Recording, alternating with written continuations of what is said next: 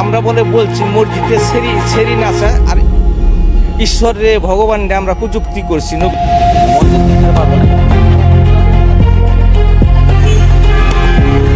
নাসির মোল্লা যে সে আমলি করেছেন, সে বলেছেন, এটা ওনার কাছ থেকে আমি নামটা জানা।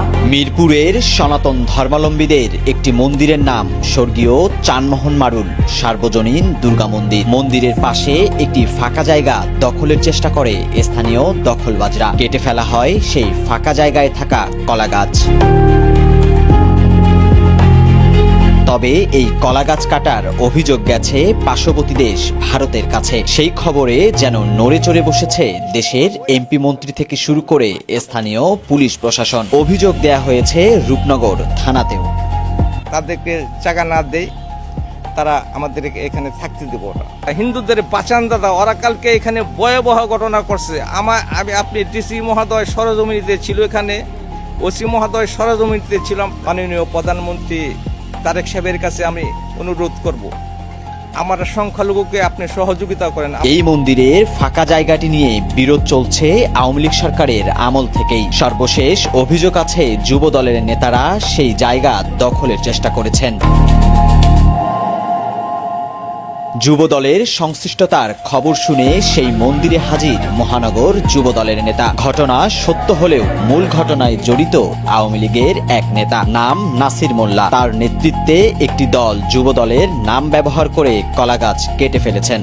নাসির মোল্লা নামে একজন আওয়ামী লীগের লোক, তারা একেবারে মন্দিরের পাশে একটা জায়গা নিয়ে একটা দ্বন্দ্ব চলছিল গত কয়েক বছর যাবৎ, এবং একটা জিডির কাগজ আমাকে দেয়। দেখলাম যে 2/6/2025 সালে একটা জিডি করেছিলেন, তার পরবর্তীতে অনেকগুলি জিডি করেছিলেন নাসির মোল্লার নামে। তো সেই আওয়ামী লীগের পাশে একটা বস্তি আছে, যে কারেন্টের line supply, gas line supply Nasir মোল্লাই দিয়ে থাকেন গত কয়েক বছর যাবৎ। ওইখান থেকে তারা ভাড়া উঠায়। তো এই একটা বিরোধ আওয়ামী লীগের সাথে তাদের ছিল, মন্দিরের সাথে।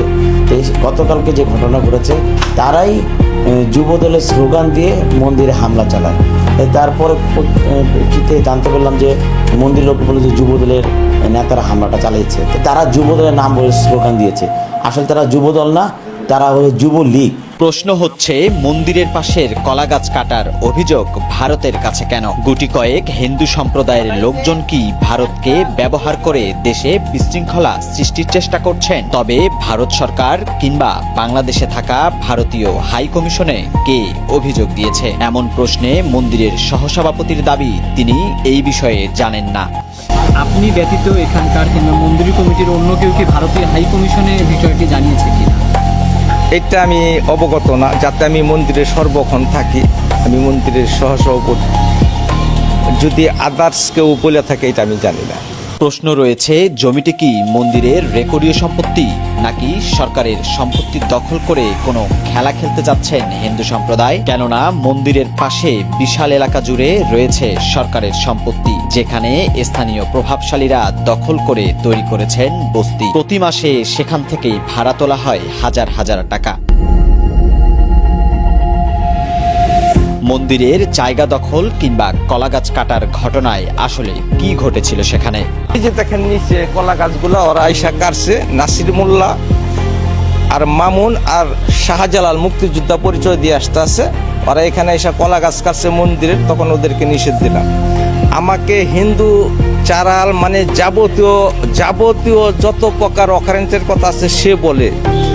তখন আমি বললাম, দেখেন আমাদের মন্ত্রী মহোদয় আছে, ক্রিয়ামন্ত্রী, যদি আপনাদের জেনুইন কাগজপাতি থাকে আমরা মন্ত্রী মহোদয় বসি।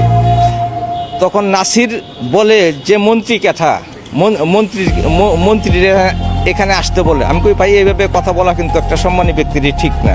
আমরা বলছি মসজিদে সেরি নাচা আর ঈশ্বরে ভগবান আমরা কুযুক্তি করছি নবীজিরে, এই কথা বলে এখানে হামলা চালায় মন্দিরের উপরে। যুবদল নেতার ঘটনাস্থল পরিদর্শনের সময় মন্দির কমিটি অভিযোগ করেন, রাস্তার পাশের একটি ক্লাবে দিনরাত হই হুল্লোড় চলে, তাতে পূজা অর্চনায় অসুবিধা হয় তাদের। তাৎক্ষণিক সেই ক্লাবে তালা ঝুলিয়ে দেন যুবদল নেতা।